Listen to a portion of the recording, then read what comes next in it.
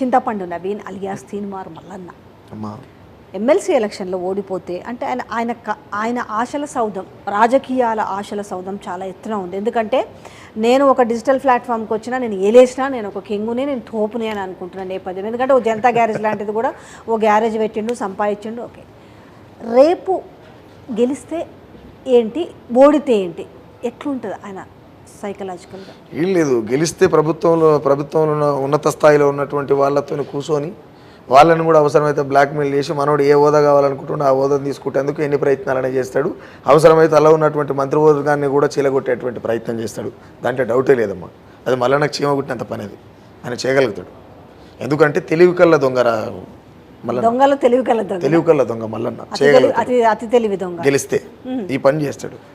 గెలవకపోతే మళ్ళీ అదే గొట్టం పట్టుకొని నేను ఇది అది అని చెప్పి తిరుగుతాడు, అంతే. గెలవకుంటే ఒకటి, ఆయన కాంగ్రెస్ పార్టీలో చేరినాక కూడా రేవంత్ రెడ్డిని ఒక మీటింగ్ పోయి రేవంత్ రెడ్డిని నెగిటివ్గా మాట్లాడిన పరిస్థితి చూసినాం కదా. గెలవకుంటే మళ్ళీ ఇదే కాంగ్రెస్ పార్టీ మీద దుమ్మెత్తిపోస్తాడా? అంటే కావలసుకొని నన్ను ఓడగొట్టారు అనేసి వీళ్ళందరి మీద నెగిటివ్ అవుతాడా? అవుతాడమ్మా, అవుతాడు, దాంట్లో డౌట్ లేదు. నువ్వు ఆయన పుసుకుని ఓడిపోయింది అనుకో, ఆ కండువ ఆయన మెడల మీద మళ్ళీ ఉండదు. మీరు చూడరు క్లియర్గా. ఒకవేళ ఉంటే రామనాథ్ సాయి అలా గిట్ట మాట్లాడతారు, మళ్ళీ స్లోరీకి వేయరు వీరే. ఉండదు. పుసుకున్న ఓడిపోయింది అనుకో, ఓడిపోతాడు పక్క. ఓడిపోతే ఆయన భుజాల మీద మాత్రం ఆ కండువ ఉండదు. మళ్ళీ అదే క్యూ న్యూసా లేకపోతే ఇంకో న్యూస్, ఏదో ఒక న్యూస్ పెట్టుకొని ఎవరో పొక్కలు ఉండే ఏందని మళ్ళీ ఒక 5 సంవత్సరాలు పైసలు జమ చేసుకునేటువంటి ప్రయత్నం చేస్తాడు. డీమెరిట్స్ అంటే ఆయనకున్న, అంటే గెలవడానికి గల ఆయనకున్న మెరిట్స్ ఏమున్నాయి, ఓడిపోవడానికి ఉన్న మైనస్ ఏముంది, ఆయన కలిసి వచ్చే అంశాలు ఏమున్నాయి, కలిసి రాని అంశాలు ఏమున్నాయి చెప్పండి. ఆయన విషయం చెప్తామా. ఆయన ఓడిపోవడానికి ఆయన తత్వం, ఆయన గుణం, ఆయన ప్రవర్తన, ఇవన్నీ ఆయన ఓటమి కారణం. ఒకవేళ ఆయన గెలవాలి అనుకుంటే అమాయకమైనటువంటి పట్టభద్రులు, మోసపోయినటువంటి పట్టభద్రులు వేస్తే గెలిచే అవకాశం ఉంటుంది. అది కూడా 1%, 99% ఆయన వ్యక్తిగతం, ఆయన చేసినటువంటి ప్రచారం, ఆయన చెప్తున్నటువంటి అబద్ధపు మాటలే ఆయన ఓడగొడతాయి క్లియర్గా. ఒకప్పుడు కాంగ్రెస్ పార్టీని ఏమైతే అన్నాడో అవే మాటలు రివర్స్ అవుతాయి, అంతే. 3 ఉమ్మడి జిల్లాలు కలిపి 30కి ప్లస్ ఉన్నాయి ఎమ్మెల్యేలు కదా, గెలిచినాయి ఆల్మోస్ట్. ఆ ఈక్వేషన్స్ కూడా వేసుకుంటున్నారు కదా. ఆ ఈక్వేషన్స్కి ఈ ఎలక్షన్స్కి నిజంగా సంబంధం ఉంటుందా?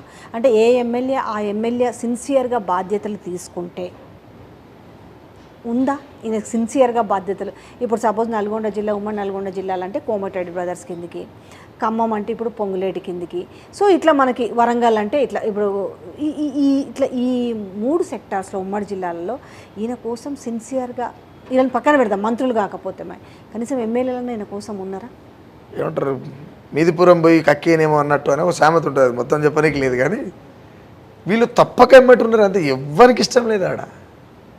నేను నా పాటలు ఏం చూసిన అంటే, ఎల్లిని చూసుకొని మళ్ళీ నమ్మితే పట్టభద్రుల బతుకు సంకనాకినట్టే అని రాసిన అల్లా.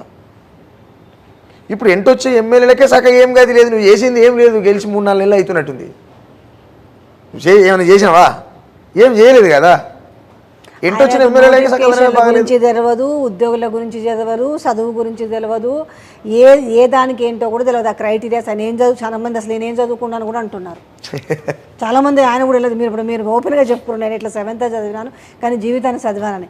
ఆయన మరి ఏం చదువుకున్నా కూడా చాలా మంది తెలియదు. వాస్తవాన్ని చెప్తున్నా, అంటే కొందరు అడుగుతున్న డౌట్లు, ఎందుకంటే మనకు తెలియదు కాబట్టి. సో ఓవరాల్గానైతే గెలుపుకి ఎంత అవకాశం ఉంటుంది, ఓటమికి ఎంత అవకాశం ఉంటుంది? 90%, 99% ఓడిపోతాడు.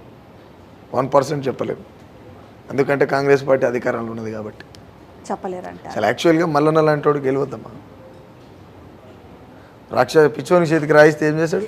ఎవరు చూసినా చాలా మంది ఈ మాటే అంటున్నారు. మరి నేను ఏమంటాను, వాడు ఎటు కొడతాడో తెలియదు, దేనికి వేసి కొడతాడో తెలియదు.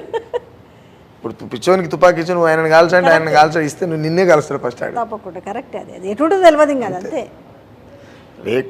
తీన్మార్ మల్లన్న గెలిస్తే రేపు సీఎం రేవంత్ రెడ్డికి చాలా పెద్ద ముప్పు ఉంది తల్లి, క్లియర్గా చాలా పెద్ద ముప్పు ఉంటుంది. మామూలు ముప్పు ఏమన్నా గ్రానైట్ పిన్ని వీకి కూర్చొని పెట్టుకున్నట్టుగానే నాకేదో సామెత ఉంది, ఎవడికి వాడు లోపల కత్తులు పెట్టుకొని పని చేస్తున్నట్టుగా ఉంది కదా. సేమ్ అదే ఉంది సినారియో. అంతే. వాళ్ళ మనసుల నిండా బల్యాలే ఉన్నాయి కాంగ్రెస్ పార్టీలో. ఈయన ఎమ్మడి తిరిగేటోళ్ళకి ఒక్కని కూడా ఇష్టం లేదు. చివరిగా ఓటు వేసే పట్టభద్రులకు ఏం చెప్పాలనుకుంటున్నారు చెప్పండి. నేనేం చెప్పంటానంటున్నంటే, శాసన మండలిలో ఉండేటోళ్ళు అసెంబ్లీని కావచ్చు, ఇక్కడ ఉన్నటువంటి పరిపాలన తీరును కావచ్చు, సక్రమైనటువంటి తొవ్వలు నడిపేటువంటి వ్యక్తులని, అనుభవపూరితమైనటువంటి మేధావుల్ని మాత్రమే శాసన మండలికి పంపాలమ్మా.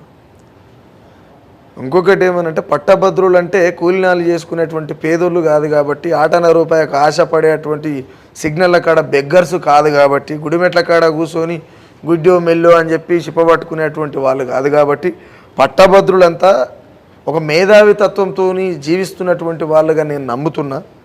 ఓ దొంగకేసి మీరు దొంగలయ్యేటువంటి పరిస్థితి అయితే తెచ్చుకోకండి, మీ బతుకులు ఆగం చేస్తాడు క్లియర్గా.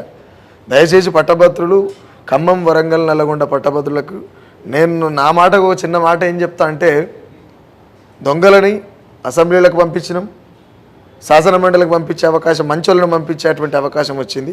మంచోళ్ళు ఎవరనేది తెలుసుకోవాల్సినటువంటి అవసరం మీదే. ఎందుకు అని అంటే, అది నేను చెప్పనీకి లేదు, చెప్పడానికి నేను అరుగును కూడా కాదు, భూమి మీద ఓడుగాడు వీడు మంచోడని చెప్పనీకి. ఎందుకు చెప్తున్నా అంటే, ఏ తెల్లైనా కడుపు తినబెడుతుంది మనకు చేత కాకపోతే, కానీ కడుపులో చెయ్యి నూకి పిసుకదు అన్నం అరిగేటట్టు. కాబట్టి దొంగని చెప్పడం వరకే నా పని. కాబట్టి దొంగన దొరన తెలుసుకోవాల్సినటువంటి అవసరం మీకున్నది. మీ బతుకుని మీరే ఒకవేళ బెగ్గర్స్గా మార్చుకోవాలనుకుంటే వాళ్ళని కొట్టేయి అమ్మా. థ్యాంక్ యూ సో మచ్ అండి. చూద్దాం చాలామంది, ఎందుకంటే మీ కోవలో ఇప్పుడు చాలామంది ముందుకొచ్చి వద్దురా నాయన ఈ పాలన మాకొద్దు టైప్రా, వద్దురా నాయన అని పదే పదే చెప్తున్నారు.